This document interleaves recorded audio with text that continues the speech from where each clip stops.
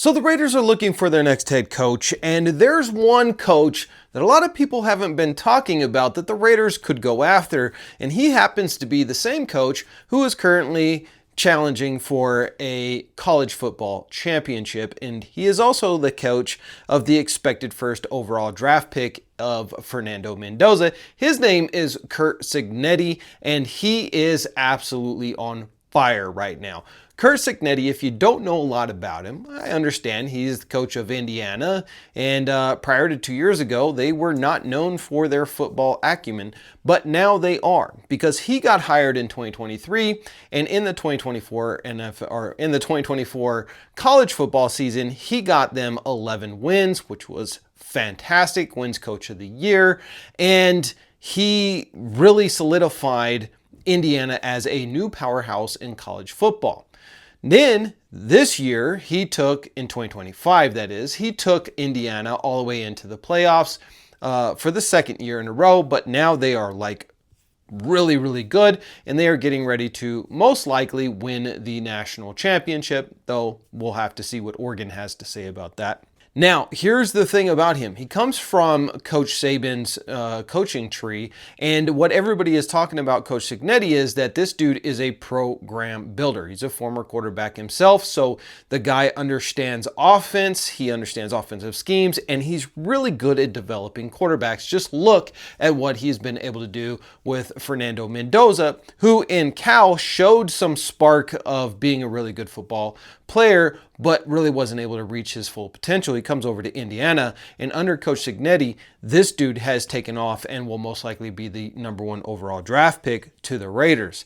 That is, unless Dante Moore decides to come out. And we're going to get into that comparison here in just a minute, but I want to focus right now on Coach Cignetti.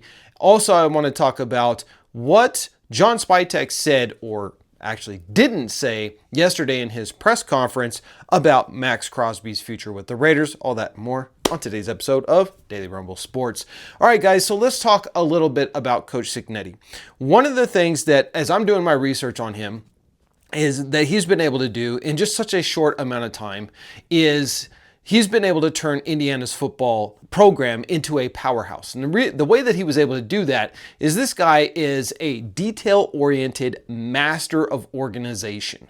And he was able to really take the transfer portal in college and do what no other college team has ever been able to do in just 2 short years. He's been able to build a powerhouse team there through the portal, which means he understands talent, right? You go into the portal, you're able to get these guys to come to your university and play for your football team because you understand just how good they are. So he's been able to get really good players, and so his talent evaluation speaks volumes just by what he's been able to do as a head coach with Indiana in just 2 years. Secondly, I think a lot of this comes from the Saban coaching tree, because Saban was very much a detail-oriented and a program builder for decades in college football. And so now you have a younger version of him that has come out, and he's been able to do the same thing. The question is, will Coach Cignetti come out? Will he take an NFL coaching job? Because right now, he is the hottest coach in football. And so he could stay at Indiana, and he could continue to turn Indiana into a long-term, decades-long powerhouse in college football where everybody wants to come and play with him. Kind of like Alabama used to be. I mean, it still is a powerhouse, but not as much as it was just 10 years ago. And that's what Indiana is looking at becoming today. So the question is, should the Raiders give him a call? Well, if I'm the Raiders, you absolutely would give this dude a call. Look at what he's been able to do.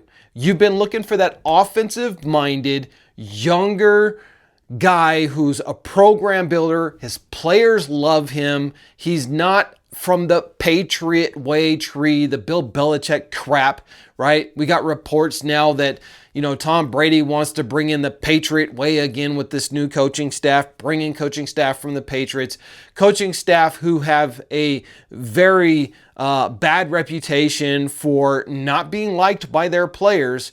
Tom Brady wants to do that again. I don't understand why. I hope to God that John Spytek does not listen to him and that he does what he needs to do to make sure that we get the best coach.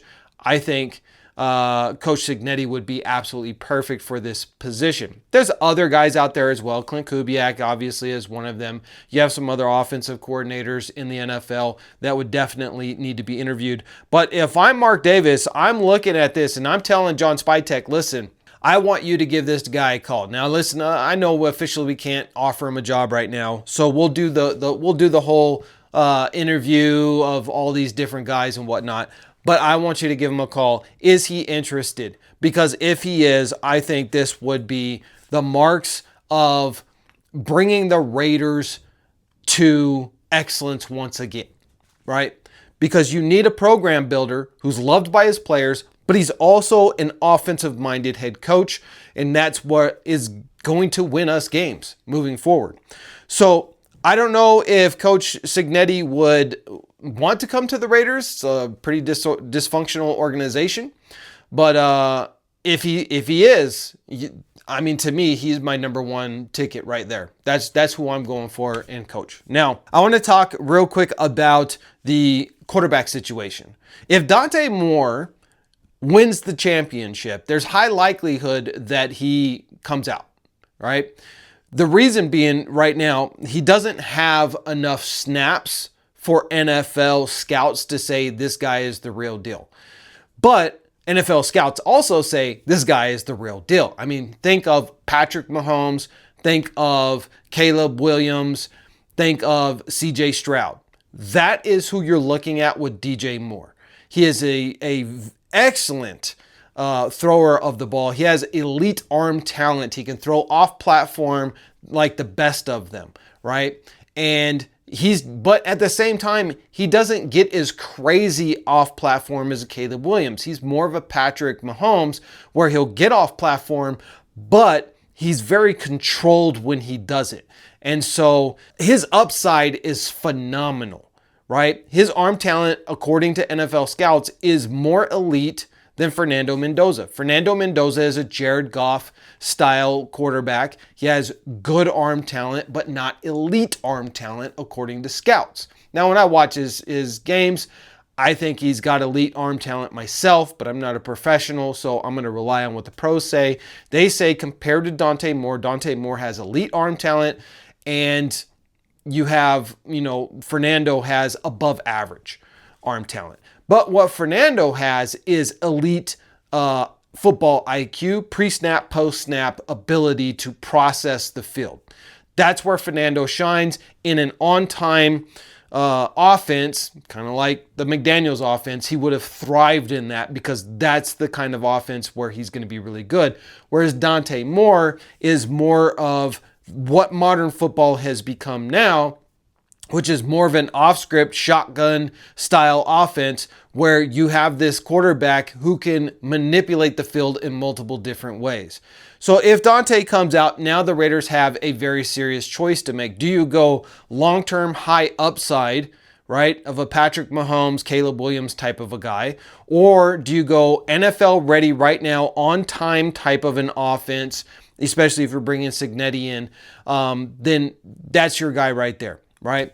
I think my opinion is you go high upside with a guy like Dante Moore. I think Dante Moore is going to be a superstar in the NFL. I think Fernando Mendoza is going to be a star in the NFL.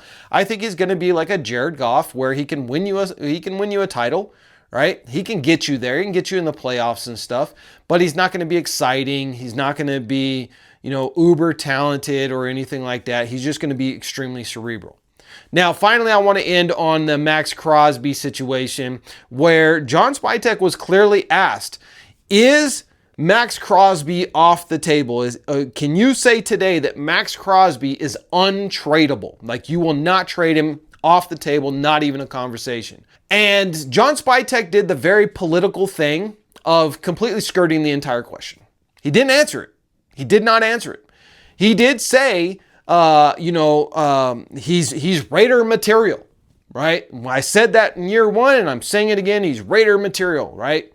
And, but he did not say Maxx Crosby is off the table. We will absolutely not trade him. Didn't say it. And I've been saying you don't win championships with elite defensive ends in the NFL today. You win championships with elite offenses. And so if you trade Max Crosby and you can get a Micah Parsons package, you definitely do it. You definitely do it. You trade him this year, right now, and you get 2 first-round draft picks and a player. Why wouldn't you do that, right? I don't know if a team would give 2 first rounds and a player like they did for Micah Parsons, but that's kind of the standard now for an elite defensive end, and he is an elite defensive end. The Raiders have so many holes that they need to plug. Having those 2 extra first rounds, you're drafting your first-round quarterback, right? You need to draft an elite offensive lineman. You need to draft an elite wide receiver, right? There are holes in this Raiders offense that need to be plugged, and by trading away Max Crosby, you're going to get that. Tyree Wilson really stepped it up against the Kansas City Chiefs, and he flashed what we all had hoped he would be as a 7th overall draft pick a few years ago. He really showed that he can be that now. So if that's the case, listen, you go and you draft another defensive end in the 2nd round maybe, and you replace Max Crosby with a younger, cheaper guy who can get you 10 sacks, because that's all Max Crosby got, 10 to 14 sacks. That's what you're getting out of Max Crosby. Maybe you're not going to get the motor, maybe you're not going to get the longevity, but 10 to 14 sacks, if you can replace him in the draft, why wouldn't you do that in order to make this team a well-rounded team, which right now it is not. We have Brock Bowers, Ashton Jeanty, and we have Max Crosby. Who else is a superstar on this team? You want to talk about JPJ? Okay, he hasn't really shown superstar yet. He's shown flashes of it as an offensive lineman, but he really needs to be moved back to the center position. And Colton Miller, he can't stay healthy to finish the season now. So you definitely need to draft.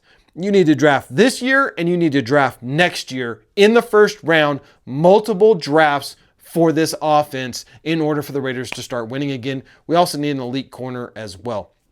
That's all I got for you guys today. What do you think about all this? Drop your comments down below. I'll see you in the next video.